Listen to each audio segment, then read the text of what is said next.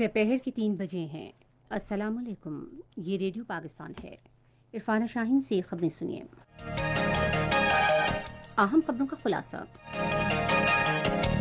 وزیر اعظم نے کہا ہے کہ اسکوس بانڈ کے بارے میں عالمی برادری اور سرمایہ کاروں کا مثبت رد عمل پاکستان کی حکومت پر ان کے اعتماد کا مظہر ہے۔ عمران خان آج اسلام آباد میں کووڈ-19 ٹیلی ہیلتھ پورٹل کا اجرا کریں گے۔ نوجوانوں کے امور کے بارے میں معاون خصوصی نے کہا ہے کہ حکومت نے سندھ میں ٹائیگر فورس کو فعال بنانے کا اصولی فیصلہ کیا ہے۔ ملک بھر میں 24 گھنٹے کے دوران کورونا وائرس سے مزید 40 اموات ہوئی ہیں، جبکہ اس دوران مزید 1932 افراد میں وائرس کی تشخیص ہوئی ہے۔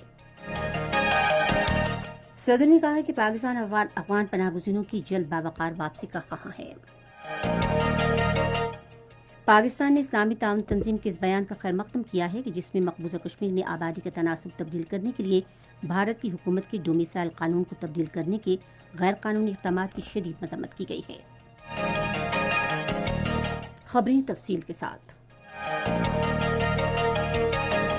وزیر اعظم عمران خان نے کہا ہے کہ حکومت وفاق کو بالادست سمجھتی ہے اور سینٹ کا اجلاس بلانے کی ہدایت کی۔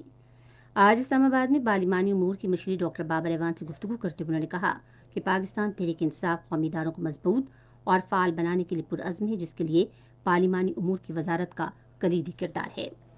وزیر اعظم نے کہا کہ اسکوس بانڈ کے بارے میں عالمی برادری اور سرمایہ کاروں کا مثبت رد عمل پاکستان کی حکومت پر ان کے اعتماد کا مظہر ہے۔ ڈاکٹر بابر ایوان نے نوجوانوں ارکان پارلیمنٹ کی قانون سازی کی صلاحیتوں کو نکھارنے کے لیے ایک تربیتی منصوبہ پیش کیا تاکہ وہ پارلیمنٹ میں قانون سازی کے عمل میں اپنا مؤثر کردار ادا کر سکیں۔ وزیر اعظم نے قانون سازی کے شعبے میں نوجوان ارکان پارلیمنٹ کی تربیت کے منصوبے کو سراہا۔ نوجوانوں کے امور کے بارے میں معاون خصوصی عثمان ڈار نے آج اسلام آباد میں وزیر اعظم عمران خان سے ملاقات کی اور انہیں corona virus relief tiger force سے متعلق ہفتہ وار رپورٹ پیش کی۔ وزیر اعظم نے سندھ کی 1,54,000 نوجوانوں پر مشتمل ٹائیگر فورس کے امور کی ذمہ داری صوبائی گورنر کو سونپنے کی منظوری بھی دی۔ وزیر اعظم کو بتایا گیا کہ کورونا وائرس کے تناظر میں اس وقت 1,15,000 ٹائیگر امدادی سرگرمیوں میں حصہ لے رہے ہیں۔ وزیر اعظم نے ٹائیگر فورس کی کارکردگی پر اطمینان کا اظہار کیا۔ ادھر آج اسلام آباد میں صحافیوں کو بریفنگ دیتے ہوئے نوجوانوں کے امور کے بارے میں معاون خصوصی عثمان ڈار نے کہا کہ حکومت نے ٹائیگر فورس کو سندھ میں فعال بنانے کا اصولی فیصلہ کیا ہے۔ انہوں نے کہا کہ گورنر سندھ عمران اسماعیل ٹائیگر فورس کے 1,54,000 رضاکاروں کی قیادت کریں گے، جبکہ سندھ کی حکومت نے صوبے میں رضاکاروں کی خدمات لینے سے معذرت کی ہے۔ معاون خصوصی نے کہا کہ ابتدائی طور پر یہ رضاکار سندھ میں احسان ایمرجنسی کیش امداد کی تقسیم کے مراکز اور یوٹیلیٹی سٹورز پر احتیاطی تدابیر کے حوالے سے لوگوں کی مدد کی ذمہ داری انجام دیں گے۔ وزیر اعظم عمران خان آج اسلام آباد میں کووڈ-19 ٹیلی ہیلتھ پورٹل کا اجرا کریں گے۔ پورٹل کے اجرا کا مقصد کورونا وائرس کی صورتحال کے تناظر میں ڈاکٹروں اور کورونا وائرس سے متاثرہ مریضوں کے درمیان مؤثر رابطہ یقینی بنانا اور انہیں غیر قانونی ملاقاتوں سے روکنا ہے۔ وفاقی وزیر تعلیم اور پیشہ ورانہ تربیت کے وزیر شفقت محمود نے طلباء اور والدین کی آرا معلوم کرنے کے لیے ٹیلی اسکول ایپ کا اجرا کیا ہے۔ وہ آج اسلام آباد میں ایپ کا اجرا کی تقریب سے خطاب کر رہے تھے۔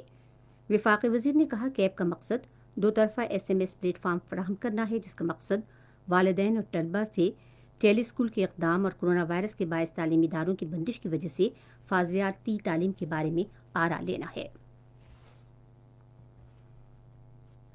اس کو یہ کہوں گا کہ کوشش کریں زیادہ سے زیادہ ہمیں آپ فیڈ بیک دے سکتے ہیں تاکہ ہم ایک آئیڈینٹیفائی کر سکیں اس سیگمنٹ کو کہ جو ٹیلی اسکول سے جن کے بچے مستفید ہو رہے ہیں، جو ہمارا ایک فیڈ بیک میکانزم جو لمیٹیشن تھی ٹیلی اسکول کے اندر، اس لمیٹیشن کو کچھ حد تک ہم اوور کم کر جائیں گے۔ ڈسٹینس لرننگ پروجیکٹ جو ہے ہم انیشیٹ کر رہے ہیں منسٹری میں، نیا کانٹینٹ بھی ڈیولپ کریں گے، نئے طریقے بھی بنائیں گے جس طرح ہم بچوں کے ساتھ ٹیچرز کے ساتھ مل سکیں۔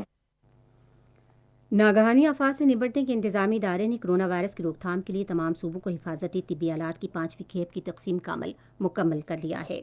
NDMA کے ترجمان کے مطابق حفاظتی آلات کی 5ویں کھیپ میں پنجاب کو آج ماسک، دستانے، جراحی لباس اور دوسرا سامان بھیجا گیا، جبکہ سندھ، خیبر پختونخوا، بلوچستان، گلگت بلتستان اور آزاد کشمیر کو یہ حفاظتی طبی سامان پہلے ہی بھجوایا جا چکا ہے۔ ترجمان نے کہا کہ تمام صوبوں کو حفاظتی طبی سامان کی 6ٹھی کھیپ عید سے پہلے بھجوا دی جائے گی۔ کورونا وائرس کی وبا کی وجہ سے ملک بھر میں معطل ریل گاڑیوں کی آمد و رفت کا سلسلہ آج دوبارہ شروع ہو گیا۔ پہلی ٹرین عوام ایکسپریس 456 مسافروں کو لے کر کراچی سے پشاور کے لیے روانہ ہوئی۔ کوئٹہ سے جعفر ایکسپریس روانہ ہوئی جو براستہ لاہور اور راولپنڈی پشاور جائے گی۔ سفر کے دوران تمام احتیاطی تدابیر پر عمل درآمد کیا جا رہا ہے۔ ملک بھر میں گزشتہ 24 گھنٹے میں مزید 1932 افراد میں کرونا وائرس کی تشخیص ہوئی ہے، جس سے وائرس سے متاثرہ افراد کی مجموعی تعداد 45,898 ہو گئی ہے۔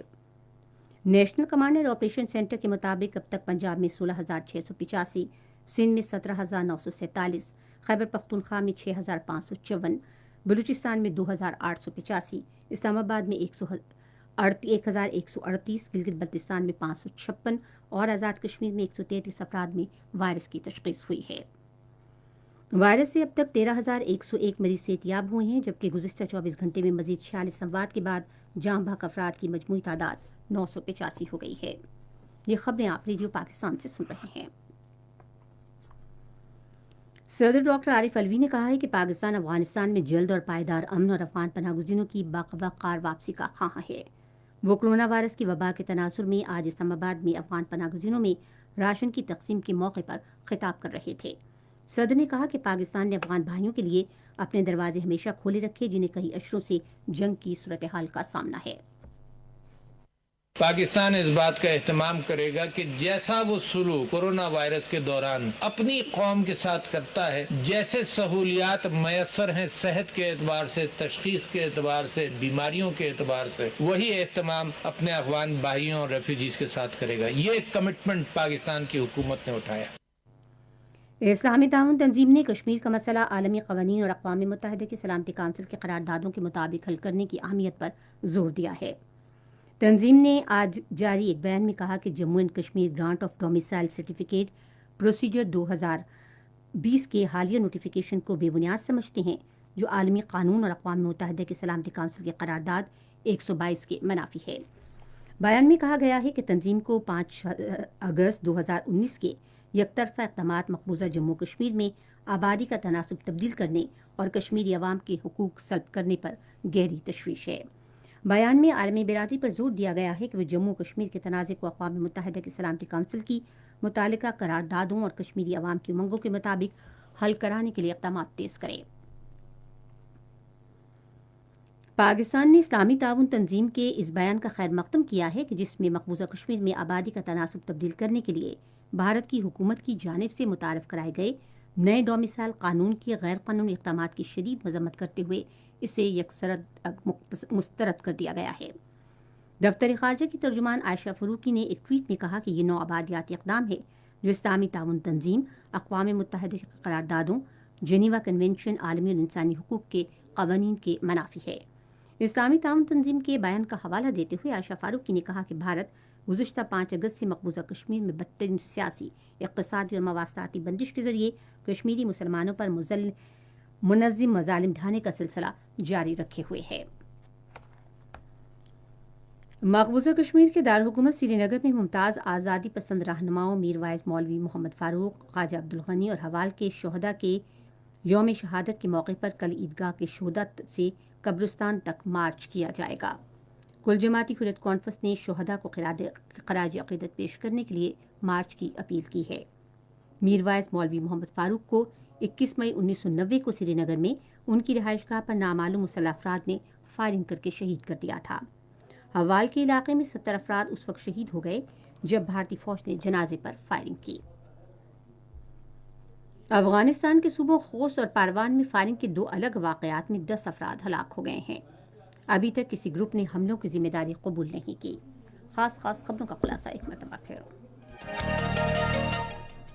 وزیر اعظم نے کہا ہے کہ سکوک بانڈ کے بارے میں عالمی برادری اور سرمایہ کاروں کا مثبت رد عمل پاکستان کی حکومت پر ان کے اعتماد کا مظہر ہے۔ عمران خان آج اسلام آباد میں کووڈ-19 ٹیلی ہیلتھ پورٹل کا اجرا کریں گے۔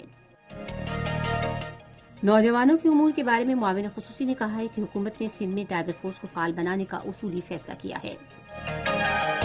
ملک بھر میں گزشتہ 24 گھنٹے کے دوران کرونا وائرس سے مزید 46 اموات ہوئی ہیں، جبکہ اس دوران مزید 1932 افراد میں وائرس کی تشخیص ہوئی ہے۔ اور صدر نے کہا کہ پاکستان افغان پناہ گزینوں کی جلد باوقار واپسی کا خواہاں ہے۔ خبریں ختم ہوئیں۔